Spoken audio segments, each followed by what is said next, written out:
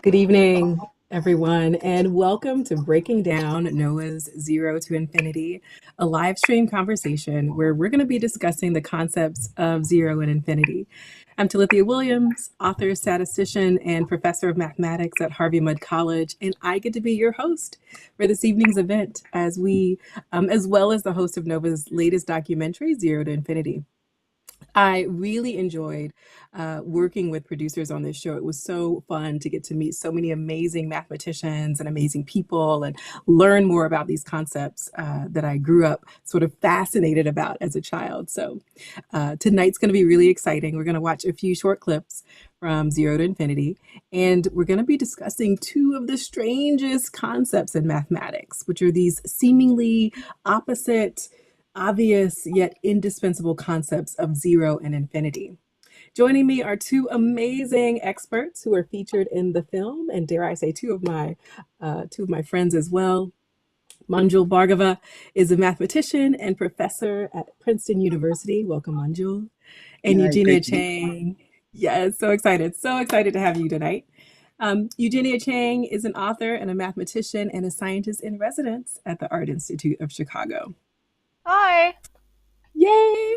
So thank you both so much for joining me today. Now, before we begin, just a note to our audience, we really hope to hear from you.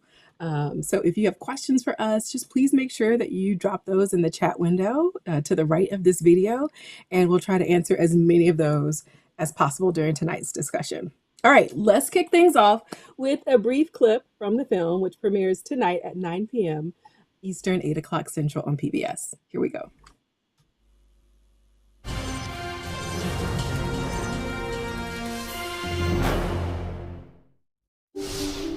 We live our lives surrounded by numbers.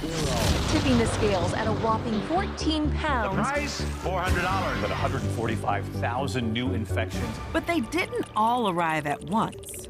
Why did it take so long? Its utility in mathematics is undisputed. For one number in particular, It's more like a concept than a number. to gain full numberhood. I'd call it a very significant number. What's so scary You divide a number by it, you blow up. about zero? In science and mathematics, the simplest ideas end up the most influential, the most profound. From zero, where do numbers lead? Can we follow them all the way to infinity? Infinity and zero are two sides to the same coin. Can one infinity be bigger than another? How much there is to understand, that's where all the amazingness of infinity is. What happens when mathematicians mix the clout of zero with the power of infinity? It's all one big principle.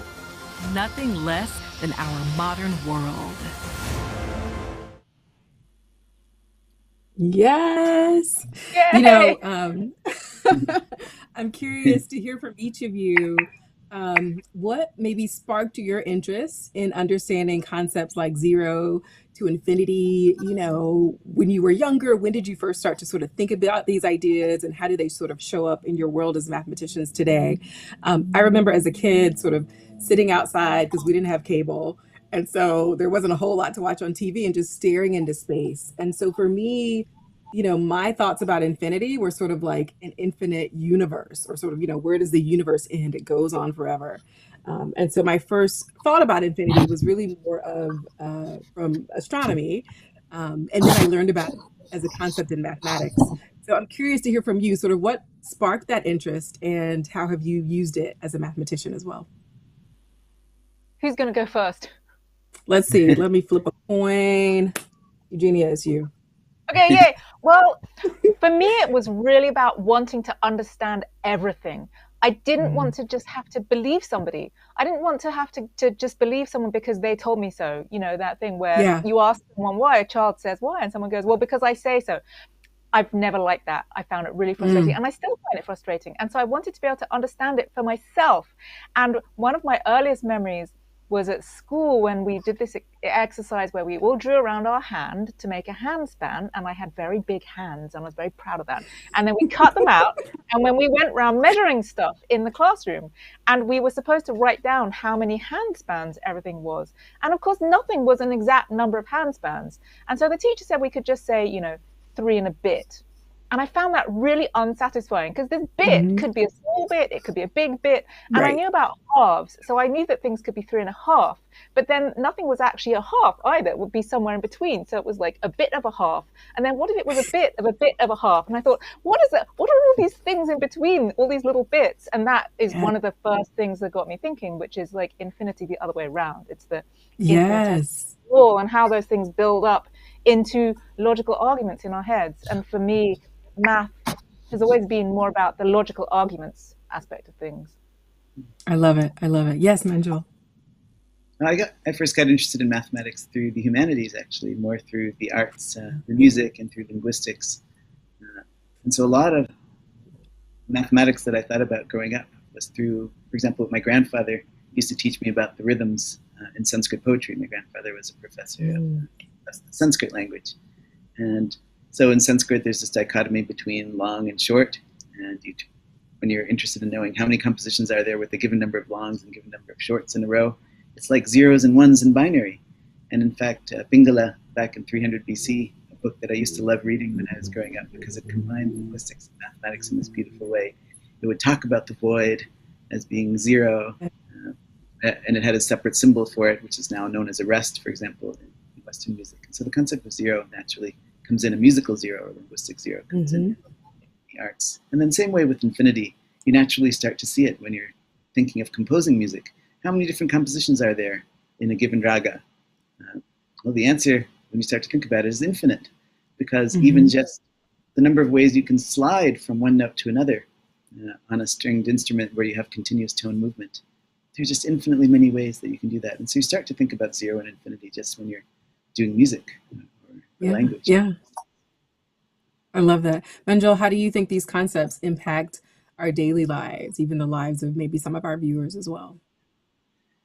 Yeah, well, of course, the way we write our numbers today, using just the 10 symbols, 0 through 9, it seems so second nature to us now, but that took millennia to develop. And it's really, you can't imagine modern science, cell phones and TVs without this way of writing numerals, either with the digits 0 through 9 or just the digits 0 and 1. A lot of time we don't think about that because it's so second nature to us now. You can imagine, like, for example, when the Romans wrote their numbers, each time they got to a larger number, they had to make a new symbol. And then when you got to 1,000, there's a new symbol. And then eventually run out of symbols, and you can't write numbers larger than the symbols that you have.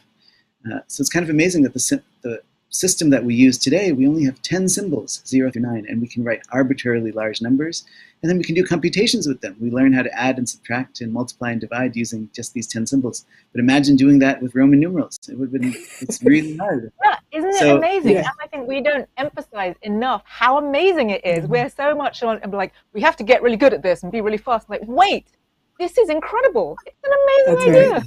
Look at this, and let's appreciate it. Let's sit back and appreciate it first. And zero is what makes it possible. Zero is what makes it possible. Right. Yeah. Why do you think we take it for granted? Like, why do you think as a society, we're just like, 0 through 9, keep it moving? Like, we really don't sort of sit in our understanding of sort of the magnitude of this discovery and how it allows us to do so much. Well, we take an awful lot of things for granted, don't we? Yeah. We just do. We take a lot of things for granted. And that's understandable because we're trying to do things like keep a roof over our heads and, raise families and have food. But then there are also things that we don't, I hope, take for granted, like things that are beautiful and wonderful things. And people stop and stare at the moon when there's a full moon. Sometimes I think, you know what, there's a full moon every month. Why do we still get excited about a full moon? But isn't that great? And so with the number system, we use it all the time, but we could still stop and go, wow, this is amazing. And in fact, every time, I love the fact you mentioned the Roman numerals, because every time I write a Roman numeral, I do sit there and go, yeah, that's just a worse system, isn't it? No offense, Romans, but you just didn't do it well. Manjul, did you want to add to that? Well, it also has a lot to do with how we're taught in school. We're just given these numbers, and okay, now go ahead and do this. Here are these mechanical rules, and just go and apply them. Rather than Right. a lot of mathematics teaching is like that, where you're learning these amazing concepts that took years to develop. That it's not the teacher's fault. That most teachers I know would love to be able to take the time to do that, but they're under so much pressure to get people through tests and standardized tests, and then they're judged on their test results. So it's really not the teacher's fault. And I'm sure teachers would love to have the opportunity to be more expansive and sit down and take more time, rather than just going, okay, you've got to be able to do all this arithmetic. They have a syllabus to go through. But a good thing in education would be to cut down the content a little bit, and let's actually savor these ideas. Take the time to absolutely. realize how incredible they are. Because what I always think is that we're so focused on getting through a whole load of content that we don't think about people's feelings in the process. And if people have bad feelings, then they'll take in all this content and then run away from it as fast as possible. And so the long-term result is zero. And sometimes I think that actually the long-term result is negative, because they get rid of all the content and have lasting bad feelings about math. And so sometimes I think because the result we're doing is negative, we'd actually be better if we did nothing, because zero would be more than the negative. But if we focused instead on making sure we didn't create bad feelings, then that would already be better, no matter how little content we ended up getting across. If we created good feelings about that content, then we wouldn't get so much math phobia and math trauma in people in later life. I love that. I love that. Great examples of that, where we just had a whole hour show on zero and infinity, talking about the beauty of it.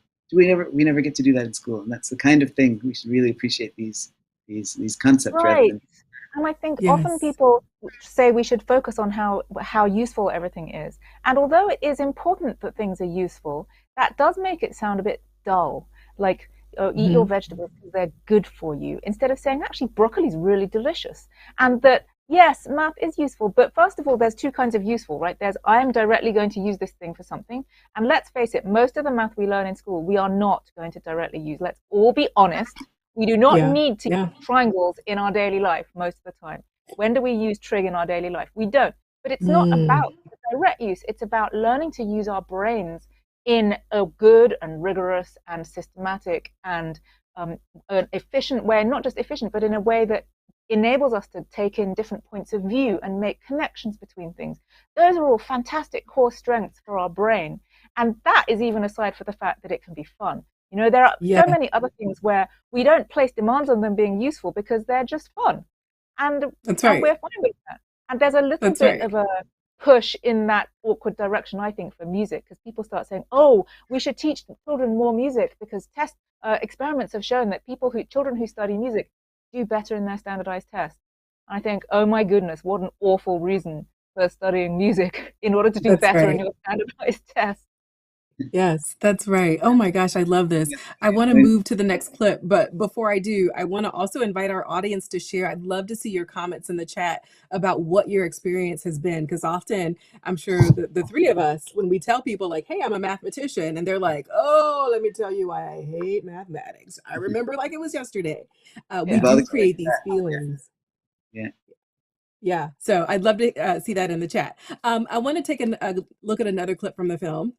This is actually where we learn about the history of zero and its roots that go all the way back to India, back to the 7th century, to the time of the great astronomer and mathematician Brahmagupta.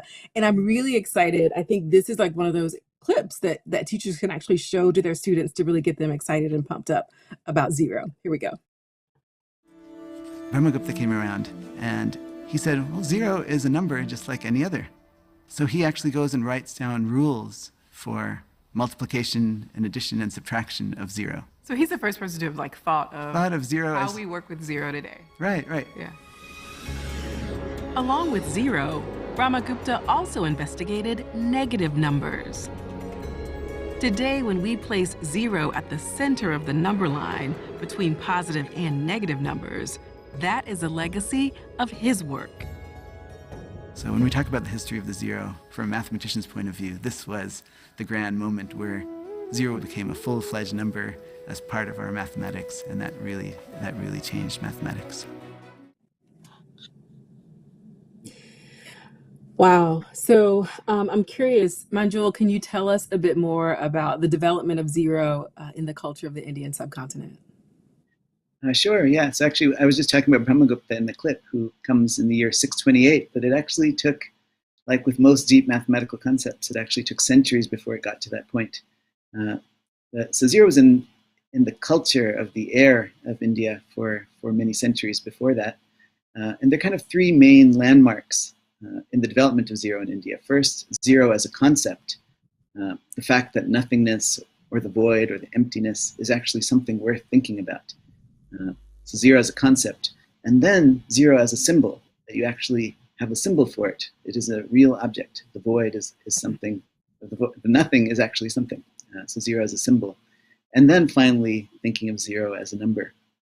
So zero as a concept started way back in the Upanishads and in Buddhist philosophy, thousands of years ago. In large part because of meditation. There was a goal of meditation was seen as achieving the state of nothingness.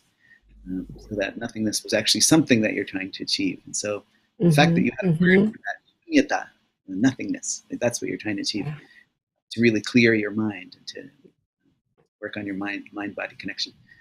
That was in the air for hundreds of years. And then when zero arrived as a symbol, it really arrived, as I was talking about, in linguistics. In linguistics, there was a notion of emptiness, where you actually would say nothing for a beat. And it had its own symbol called the lopa, which looks like an S. And so that's like a linguistic zero, kind of like the apostrophe in English language. That was introduced like in 500 BC by Painini, and then developed further by Pingala in 300 BC.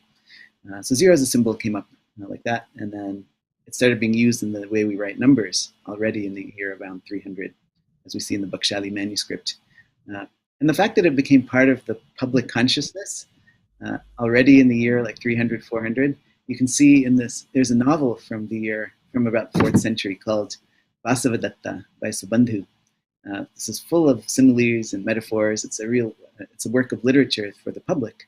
And one description there, in one of the scenes, they're looking at the night sky, and the simile made is that, oh, look at all those zero dots scattered across the night sky.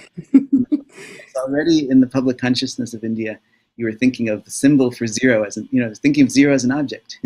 And so that eventually led to Brahmagupta to say, okay, well, if we're thinking of zero as an object, is it like any other number? Well, yes, it is. I can talk about what it means to add zero, subtract zero, multiply by zero.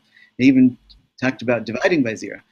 He was trying to really make sure that, that zero was... How does that work? What?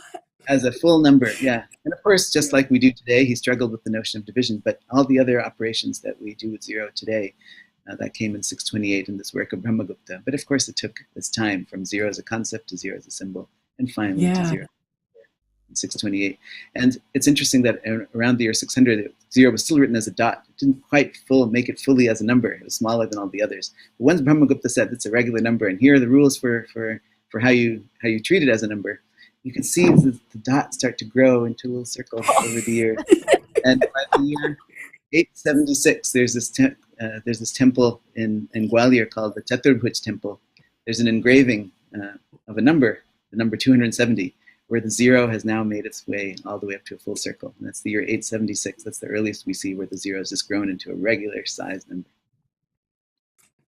Yeah, yeah. I love this idea of zero or nothingness as like a state to achieve. That really resonated with me when you said that, because I've been trying to practice more like meditation and focusing and like calming myself.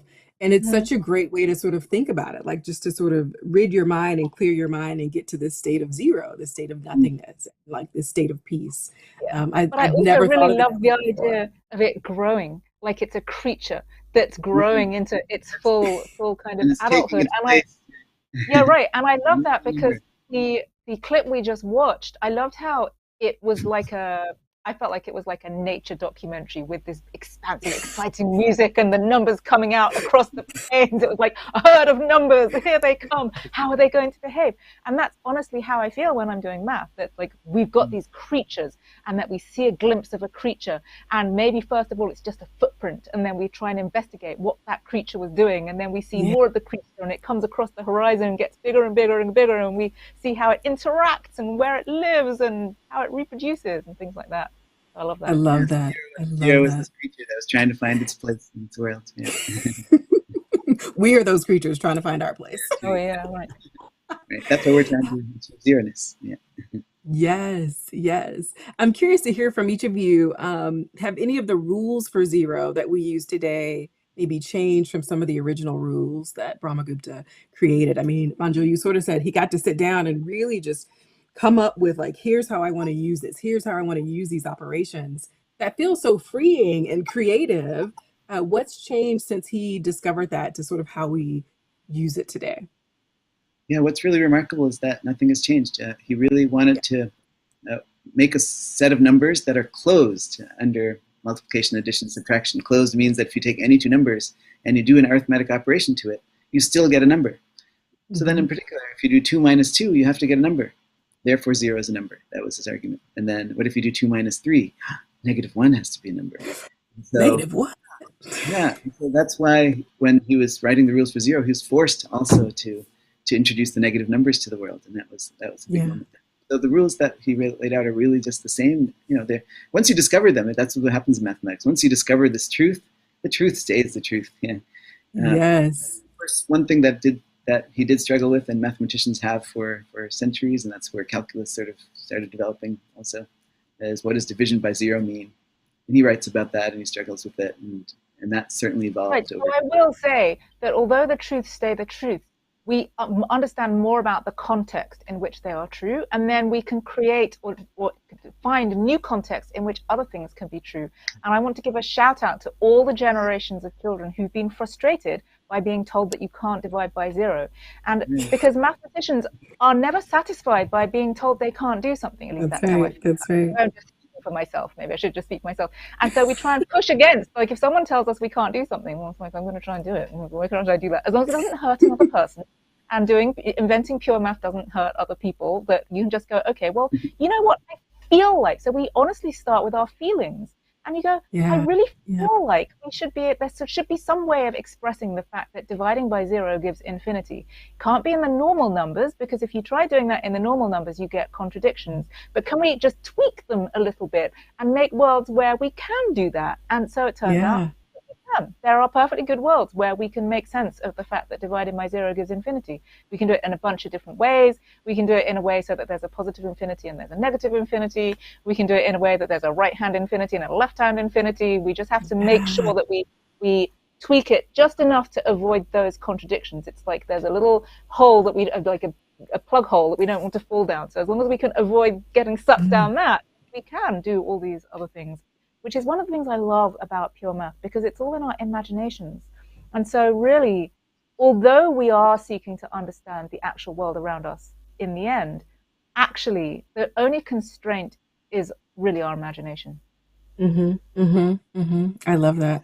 What advice would you give to maybe K through 12 teachers who are watching this and excited and thinking about ways to really encourage their students?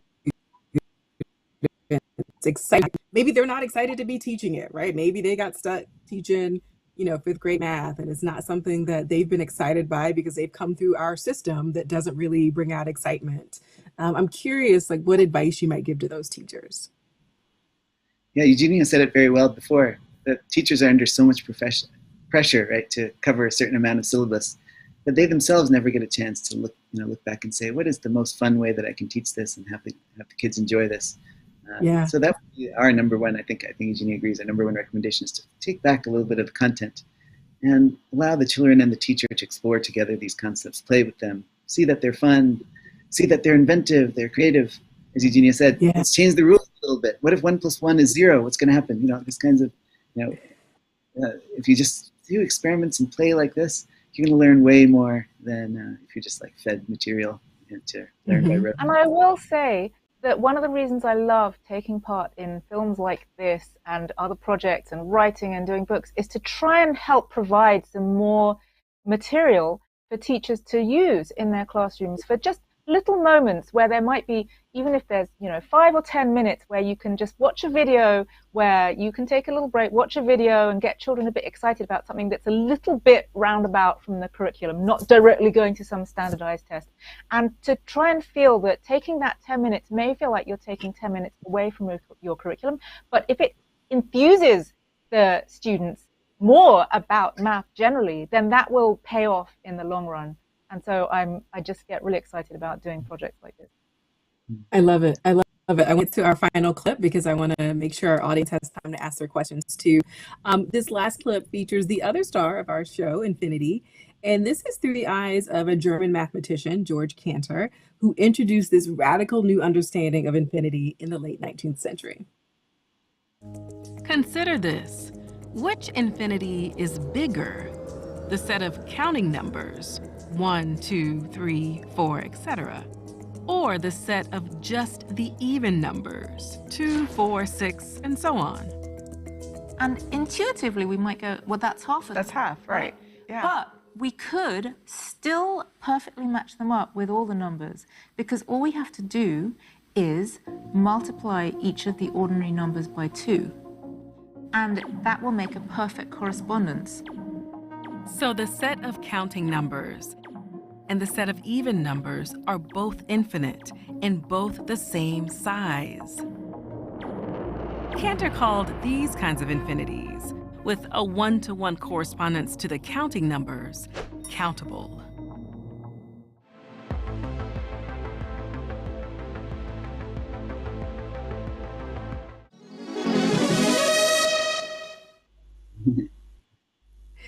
So infinity can be a really challenging concept for people to grasp because of its lack of sort of a finite ending.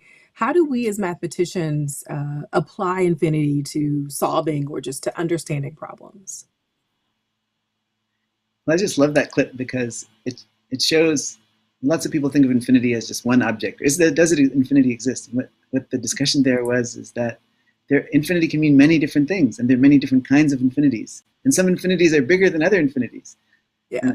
This is crazy. And that was like a huge contribution of Cantor that he sort of made clear to mathematicians thinking about, objects that have size infinity, that there are actually many different kinds and many different sizes of infinity. And I think that's I love that. Way of that clip. Our mind expands about, oh my gosh, there's infinity exists, but it's many different things. And it's infinitely many different things. And I always like to remind everyone that Shakespeare knew that. Because when he said, Taming of the Shrew, forever and a day, what he was saying was that he knew that forever and a day was longer than forever. That's longer than forever. And so that's about the infinity plus 1, which you might think is the same as infinity, but it depends, because if you have to go through them in order, then infinity plus 1 is bigger than infinity, which is why forever and a day, it feels longer than forever. And he was right.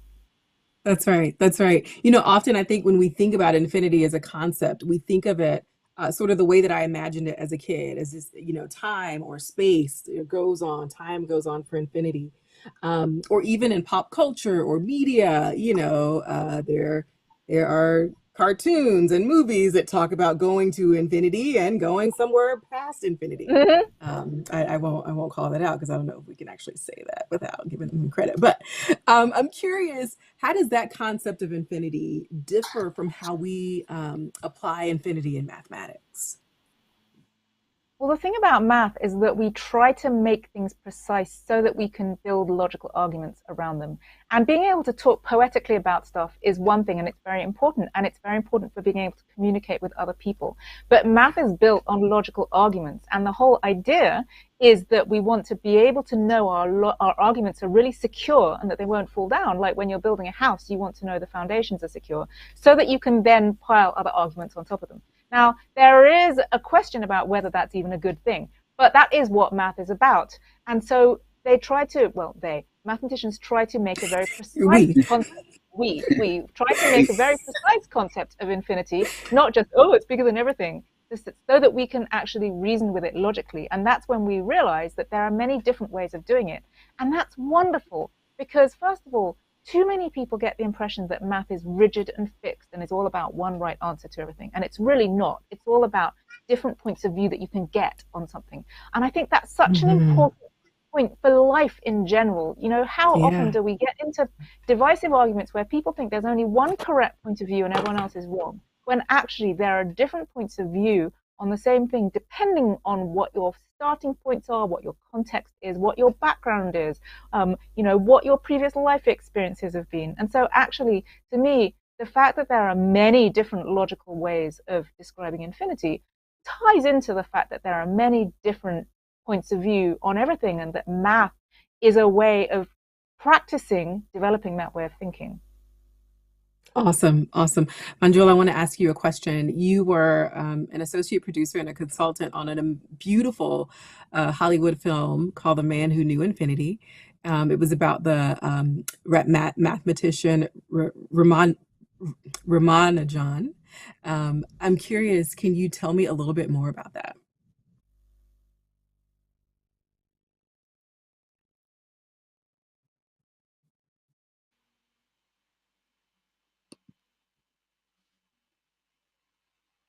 Oh, did you get that question? Did I disappear for a second? I'm sorry. I think you might. Yes. I was asking you about consulting on The Man Who Knew Infinity and telling us about that amazing story and what that was like for you and his life as well. Oh, that was incredible. Ramanujan, the mathematician about whom the movie was made, was one of my inspirations growing up. My mom had actually given me a book about Ramanujan called The Man Who Knew Infinity by Robert Kanigel. And I was reading that in high school, and I was like, wow, this is such an amazing story. I was inspired both not just by the mathematics of Ramanujan, but also his story. And I actually, at that time, I was dreaming one day if there could be a movie about this, it would be amazing. And yes. Wow. When the opportunity came. Oh, cool. But yeah, his story is incredible. Just quickly, he grows up in a poor village in India during the colonial British era. And very difficult for talent to be discovered at that time, especially in such poor areas. And his story of how his incredible talent was discovered and how he was eventually discovered by Hardy, who brought him to Cambridge, and they had one of the most productive mathematical collaborations of all time. He was a distinguished, famous professor of number theory, and he was someone who didn't ever even completed his education, and they produced this incredible stuff. And he's called The Man Who Knew Infinity because the letter that he sent to Hardy that got Hardy so excited were these infinite sums. He would attach meanings to infinity. He would let things go to infinity. He would take infinite sums that didn't seem like could be evaluated, and he would evaluate them. And so that's what brought the name The Man Who Knew Infinity. It was just incredible. And never completed his education. Can you say that again for the people in the back? Because often when we think about someone who's amazing in math, like it's because they've gone on and gotten 3 or 4 PhDs, but here's someone who really just thought about it and just loved it. Actually, there's a lot of discussion on whether, the fact that he didn't have the usual education allowed him to think outside of the box in a way. He came up with things that we've never seen anyone come up with before, and thought in a way that we've never seen before or since. So he developed that way of thinking entirely on his own. It makes you wonder, maybe we're in school, are we just taught to think a certain way that we don't? Yeah. He thought in ways about infinity that we'd never seen before, and it totally revolutionized mathematics. For example, some of the things that he wrote towards the end of his life are only now being understood, 100 years later, in the context of understanding entropy of black holes. So he was like way ahead of his time and writing down things that didn't seem interesting then, and suddenly they're like becoming interesting now. So I urge people to see, if they're interested, to see the movie. It's very, very inspiring how you can come from humble beginnings and really achieve things that one could never expect from such beginnings. The other thing it really says is the importance of universal education, to be able to foster and create find talent. It's so important in the world, and we really have to make sure that that's one of the goals of us as the human race, to make sure that we give everyone the opportunity to make a change in the world. Yes. We've got some audience questions coming in, so I want to make sure we leave some time for that. We're pulling questions from the chat window, so please ask your questions there. If you have questions, if you haven't already, sent them in. We're going to try to get to as many as possible. The first one, drum roll please. I love it. What about mathematics do you find most fascinating or beautiful? And what concepts keep you excited about mathematics? Ooh. Nice question. Ooh. I'll share. I find imaginary numbers fascinating, and it was the first thing that I learned that I could not comprehend.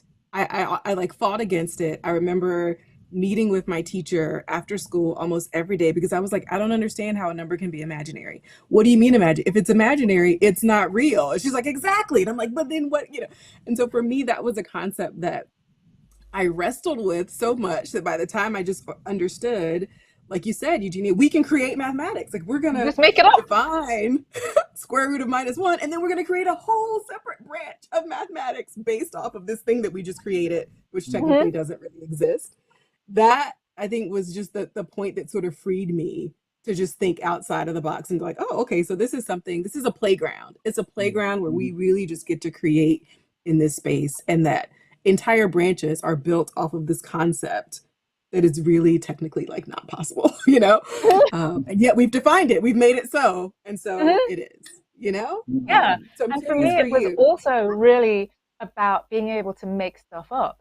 And I don't want to make it sound like we just make stuff up, because we make stuff up in a particular logical way. But I love the feeling of fitting pieces together that fit and they all slot into place, and then they just all, and then everything fits together inside your brain. And so before I was doing research, I loved the feeling of doing that with pieces that someone had given me. And then when it turned into something I could do myself, make the pieces up myself, and the fact that it moreover would then shed light. So it's like, I'm really pushing my metaphors here, but it's like you get you make up some puzzle pieces and you fit them together in a certain way. And when you do, boom, a huge amount of light is suddenly shed on everything all around you. That is what it feels like to me. I love it. Yeah, for me, very similar. I love looking for patterns and seeing new patterns that people hadn't seen before, and then trying to understand why they're true, and making up stuff in order to, in the way that Eugenia said, to explain why things are true. The other thing I really like is to find the same pattern in different places that you wouldn't expect, and then using that to build a bridge between two subjects, these unexpected connections that you wouldn't think are there, but you can see because the same kind of pattern occurs in both places, and then building a theory that explains that. And I love doing that.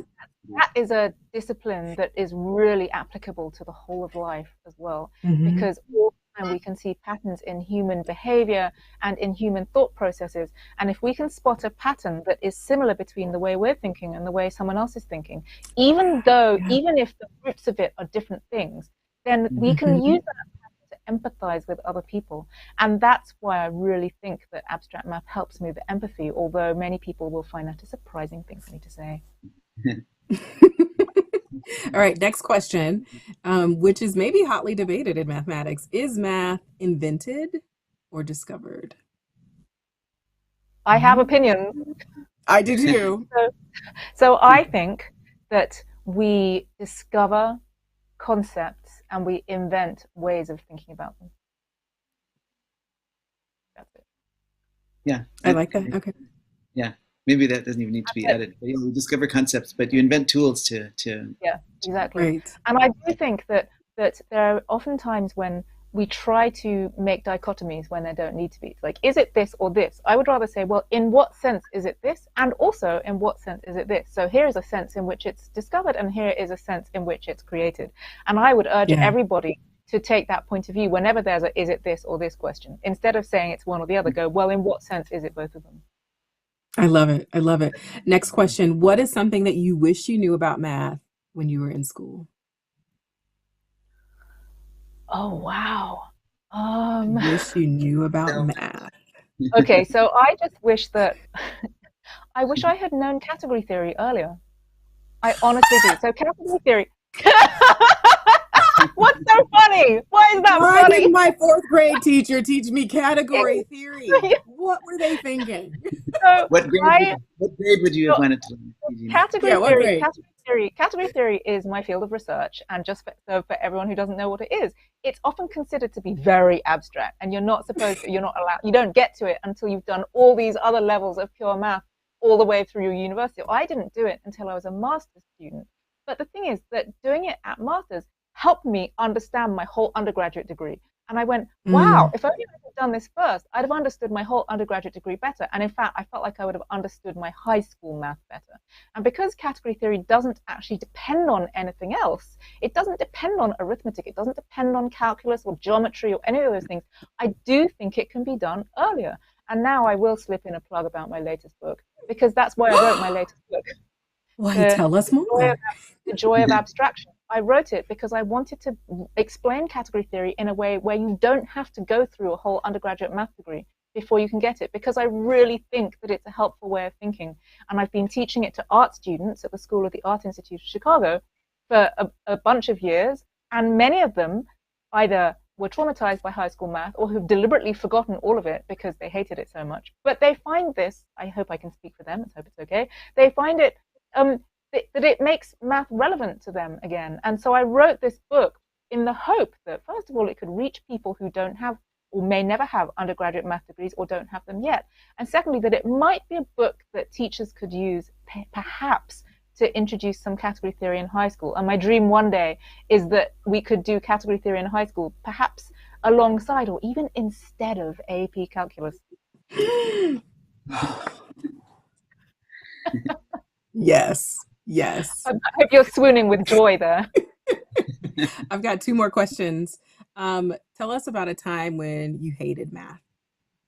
And listen, I remember when I was in AP calculus, and even though I did well in it, I didn't understand how it fit together. It just didn't make sense. And I think I was learning it for the first time. And so I'm like, I know you take a derivative, but what is derivative? And what does that even mean? And it felt like I was learning it so that I could take this AP exam and get a 3 or higher, And so even though I was good in math, I didn't really like it because I just, like you say, you wanted to learn category theory sooner. I wish I knew how all of these pieces, really fit together. I wish I could understand how they were created, like how they came about, so that might help me sort of intuitively, grasp it. And I didn't get that until I got to college and even graduate school. But when and often people don't get to that point, May I ask, did you hate math or did you hate that class? And were you able to make a distinction? Yeah, I think I did well in the class, and I liked my teacher, Eugenia. Like, he was great and I was doing well, but I felt like what's the purpose of this? What's the meaning behind it? What's the intuition? So I could memorize a formula and do well on an exam, but it felt like, why? And it's really interesting because I've never been able to memorize a formula. I cannot do it. I have to understand it. And at some point in my master's, I was so struggling in some courses. I tried memorizing. I couldn't do it. If I don't understand it, I just can't memorize it. And so I had times when I was very unhappy in the classes I was in. Yeah. But I knew I loved math. I still knew I loved math because my mother, who is mathematical, had given me a glimpse of the cool stuff in math. And so I somehow knew it was out there, even though the classes I was taking were not showing me intuition, or they were going so fast. It was the kind of old style lecturing where someone writes on a blackboard really furiously and you write everything down really furiously and you don't understand anything at all. And so I somehow held out hope that there was something else beyond that. And I know that many people don't have somebody providing that basis for them so that they can hope through it, which is why I'm trying to be that person for as many people as possible, who to try and give more people a glimpse of that, so that even when you're not having a good time in the class, you know that that's just the class and not the subject itself. Yeah, I was lucky that way too. My mom was a mathematician, and so if there were days I didn't like math class, my mom would be like, well, actually, if you look at it this way, isn't that really fun? I'm like, oh wow, I wish they told us that in school. So I try to do the same thing now in my classes as well. But I think that the 3 of us are kind of saying that we all really do love mathematics if we really get to understand and play, but we don't always love math class. Right, and I also want to stress that because, and I don't know about you, Talithia, but I meet many people who they had a parent or a mother who showed them something cool, and that can make it look like math is inherited biologically. But that doesn't show that it's biological. It just shows that if you have an adult showing you cool stuff, they don't have to be biologically related to you. If you just have someone showing you cool stuff, then you will be more able to see that there is cool stuff and not just the slog of memorizing formulae. I love it. I love it. We've got some questions coming in, so we're going to go rapid fire because I want us to hit on as many of these as possible. How do we apply the concepts of zero and infinity in everyday life is a question that one of our viewers has. Well, we do. We do apply zero in our daily life, as we talked about before. Whenever we write numbers. We're using the number 0, and if we didn't have it, we wouldn't be able to write the numbers the way we do today. And then another thing that's talked about in the film, the way we use infinity in our daily lives, when we talk about speed, what does speed mean? Speed means, the distance that you traveled over what period of time, but it's instantaneous. That you need this notion of limit, which is using the notion of infinity. So every day in our lives, we're really using 0 and infinity. We may not think about it, but it's like in every aspect. Right. So that understanding infinity rigorously is what enabled the development of the field of calculus, because before that we couldn't make rigorous enough arguments to do that. And calculus is what really enabled the entire of the modern world. All of the modern inventions, everything we rely on, including electricity and everything that moves, is governed by calculus. And now we can have arguments about whether that's a good thing, because in a way that has caused the destruction of the environment and stuff like that. But we do use it every day. And the important thing to note is that even if you don't do the calculus yourself every day, which you probably don't, because I don't either, you are using things that depend on the calculus itself. And even if we don't understand it ourselves, I hope we can appreciate the fact that somebody did it for us. I love that. I love that. What's a new concept on the horizon that really excites you? Oh, the only thing that popped into my head is my own research. So excited about it. They didn't necessarily say mathematical, so it could be anything, but you can totally share about your own research. Well, I mean, this is the thing, that I love the fact that math is useful. I love the fact that it's illuminating, and I love the fact that it solves problems and stuff. But when I do my own research, I just love it. I love clearing things up, and I love shining light and understanding things I didn't understand before, especially when it might help some other people understand things. But I study infinite dimensional structures, which are very difficult. But there's the infinity again. So the relationship between infinite dimensional things and finite dimensional things is really hard. And so a lot of my research is trying to understand kind of footprints, basically, because if you think about it, a footprint is a 2-dimensional trace of a 3-dimensional creature.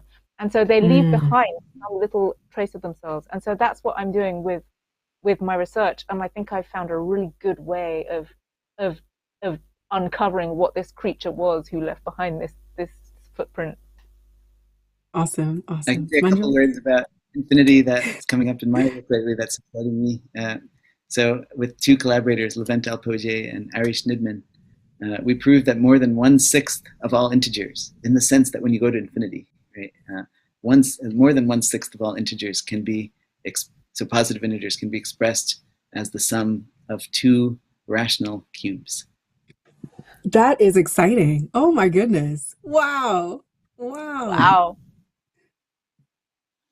Have you guys, you've already published this, I take it, because otherwise you're putting it out there. Now you just announced it. That's the announcement. You saw it here first.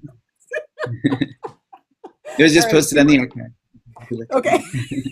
Yeah. That's amazing, because now everybody can go and read it, which is the great thing about sharing of research. Yeah, it didn't used to be that way. Yeah. That's right. That's right. Okay, outside of math, what are some things that bring you joy?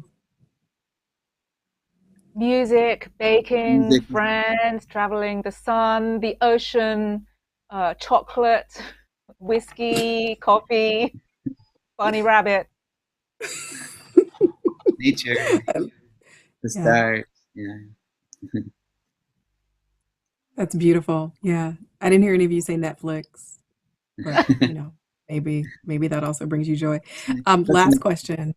Oh, go ahead. I said that's the next tier. That's next tier. All right. Last question is, what do you want people to take away from this discussion about 0 and infinity?